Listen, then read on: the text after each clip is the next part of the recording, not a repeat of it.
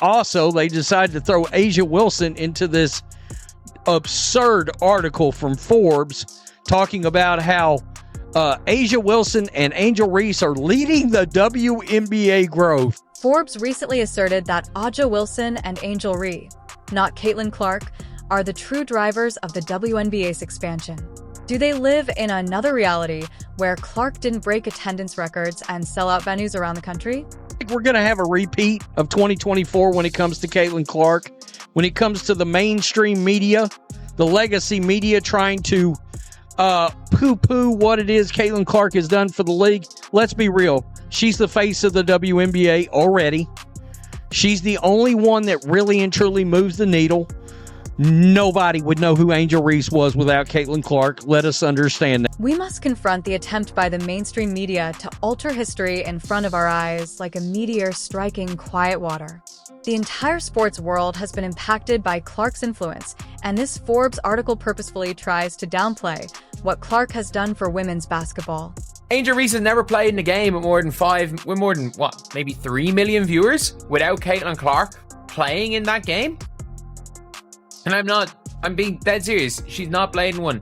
And that's fine. And by the way, Angel Reese probably the second biggest draw in the WNBA. And what the hell is Aja Wilson's name doing in here? The Aces were what, like 4th in viewership numbers last year? I'm dissecting each false statement so you can understand how they're manipulating the story. Let's look at the facts together. It should not be surprising. Look at this. Tamika Townsell, PhD, is a professor who covers black representation. Stab me in the eye with a fork. What's happening here if you look more closely at the author? It becomes clear that she is Dr. Tempo Townsell, a professor at the University of Washington who specializes in black representation. Her knowledge of black representation influences how she interprets sports data, such as by emphasizing the contributions of some players over others in the WNBA's growth. Her university is known for being radically left-leaning, and this viewpoint obviously permeates her reporting. I mean, it's hilarious. You're blatantly putting your cards on the table that this is about race. The whole article is skewed and biased because it's the young white girl, young white woman against these black athletes. What's annoying about this article is how it totally ignores actual game viewership in favor of social media followers. Angel Reese has 4.8 million Instagram followers and 5.5 million TikTok followers, while Clark only has 3.1 million. These metrics paint a false picture when compared to the viewership data that reveals who actually attracts audiences to games. Is Clark even that active on her Instagram? I mean, I know it's a priority for like Angel Reese. I get that because she makes money off of it, but okay. By listing Clark as one of the individuals fostering the WNBA's expansion and citing her as the primary cause of arenas selling out nationwide, the article purposefully minimizes her involvement. If we're going to look at the influencer economy, Hailey Cavender is a bigger name than Aja Wilson. No offense to Aja Wilson. Like what are we talking about? Like, are we literally going to go out here and talk about followers on certain apps? Like, because I mean this, I'm not joking when I say this. The image becomes very clear when you examine the measures that count, such as TV viewing. Sorry, not sorry. The statistics do not support your claims when it comes to viewership. Caitlin Clark is undoubtedly part of the reason why the WNBA broke multiple viewership and attendance records during the 2024 season. Games with Caitlin Clark get an average of 1.5 million viewers, but those without her barely managed to reach 500,000, which is 3 times the viewership. Despite this, Forbes simply omits this information from their research. Caitlin Clark was first in viewership and attendance and gate revenue. There was no close second. I mean, stop this. Stop it. Instead of recognizing Clark's unparalleled influence on the league, this article fabricates a narrative by selectively highlighting metrics that benefit other players while disregarding the empirical evidence that demonstrates who is actually generating fan interest. What we are seeing is an attempt to rewrite WNBA history in real time. Like, why can we not just praise these people in isolation? why Clark's undoubtedly part of the reason why they broke viewership. She's the only reason they broke viewership records. Instead of acknowledging the accomplishments of all athletes, the story unnecessarily adds racial tension to what ought to be a celebration of women's basketball by portraying the WNBA's development as a contest between black and white players. The numbers that are ignored tell the true tale. The WNBA has unquestionably changed as a result of Caitlin Clark's historic rookie season, yet Forbes simply dismissed this influence since it is supported by objective facts rather than prejudice or opinion. I really don't understand why this is an article that is almost dismissive of that's seemingly intentionally almost dismissive of Caitlin Clark, while not saying she did nothing, but almost being dismissive and trying to push it that, you know, Angel Reese is the real face of WNBA. And it's just not, there's no point. Let's discuss what this article purposefully ignored.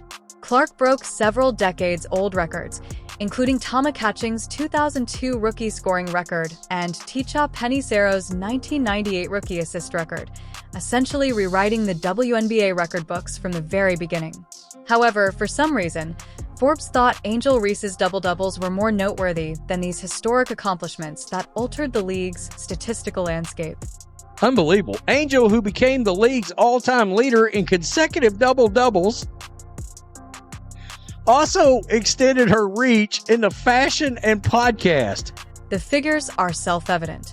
According to one Indiana season ticket holder, when Clark on the court, attendance at Indiana Fever games increases by more than 50% over those without her, setting a single-season home attendance record of 340,715 fans. In my 15 years of attending sports, I have never seen Gainbridge Fieldhouse. These electrified arenas, which previously couldn't fill half of their seats, are suddenly entirely sold out with fans eager to watch her perform. Like, Angel Reese has never played in a game with more than 10 million, with more than 9 million average viewers, or 9.9 million average viewers. Caitlin Clark's played in games double that. Like, Angel Reese has never played in a game with more than maybe 3 million viewers without Caitlin Clark playing in that game? This economic impact goes beyond simply filling seats, as Clark's playing club owners experience previously unheard of cash sources. Ticket prices have doubled or quadrupled. The WNBA's financial situation has never been better, and concession sales are up. Clark's jersey is outselling all other players in the league combined by a wide margin. The most perplexing aspect of this Forbes article is how it tries to reframe Clark as just one of the individuals contributing to the WNBA's growth, which is in direct opposition to all observable evidence. Ask any WNBA team owner which player has had the biggest impact on their bottom line.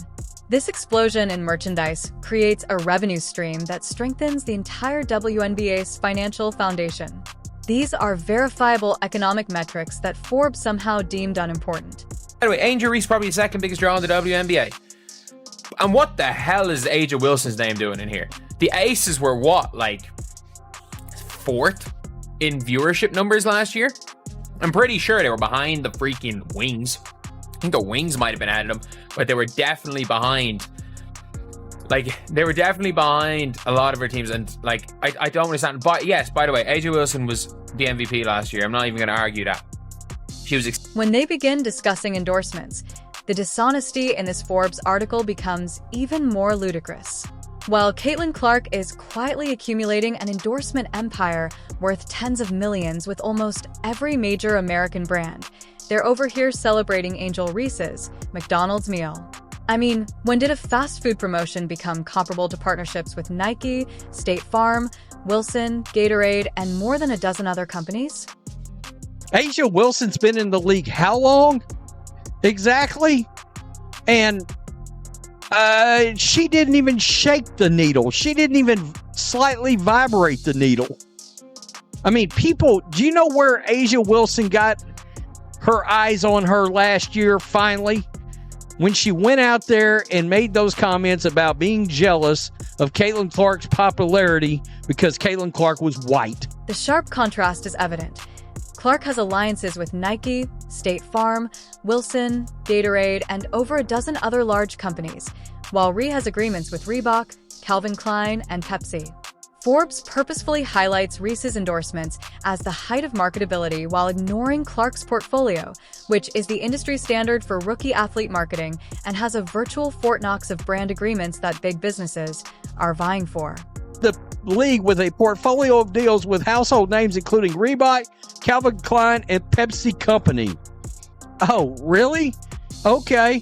Caitlin Clark. Nike, Gatorade, State Farm, Wilson, Hy-Vee, Xfinity, Gamebridge, Lilly, Panatti. Let's keep going, by the way.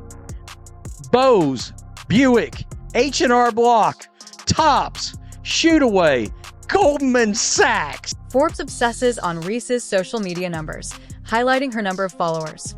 However, they casually overlook the fact that big brands target athletes who influence customer behavior rather than just Instagram likes.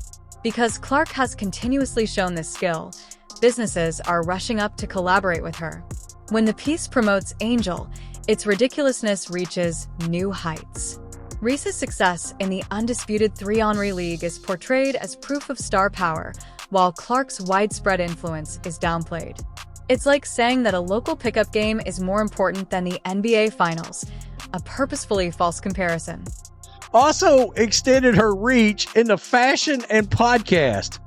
She officially announced her plans to enter the draft in an interview with Vogue and launched Unapologetically Angel in partnership with Playmaker HQ and Shaquille O'Neal's The Big Podcast Network last September. Reese's brand blossomed before her professional career began, despite being selected 6 spots behind Clark. Forbes purposefully overlooks the ways in which Clark's marketability has changed the WNBA's financial situation. Her endorsement deals bring in new sponsors, which raises the league's overall ecosystem value. Every player gains from this increased corporate interest, but Forbes is surprisingly silent on this important issue. 180,000 viewers a game. And you're taking victory laps on the Unrivaled at the end of this article? All you need to know was what I started with. Black representation. Look, facts don't care about your feelings, lady, whoever you are.